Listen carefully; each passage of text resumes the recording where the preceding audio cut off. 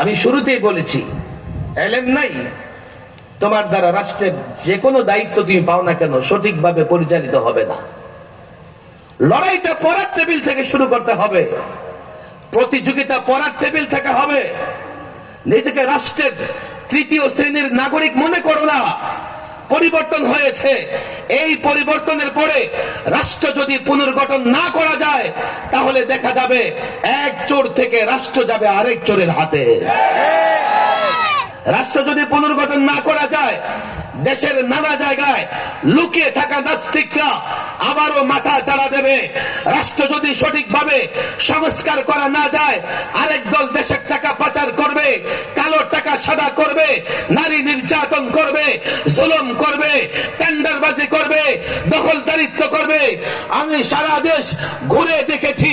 জাতি তোমাদের নিয়ে স্বপ্ন দেখে প্রস্তুত হও, পাহারাদারি করো, আগামী পরিবর্তনে যেন তোমরা ভূমিকা রাখতে পারো।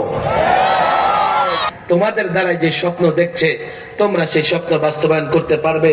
আল্লাহ তাবারক ওয়া তাআলা এই সংগঠন দায়িত্বশীল উলামায়ে ইকরাম, ছাত্র জনতা সকলকে দ্বীনের জন্য কবুল করে নিন। ওয়া মা তাওফীকি ইল্লা বিল্লাহ ওয়া মা আলাইনা ইল্লাল বালাগ।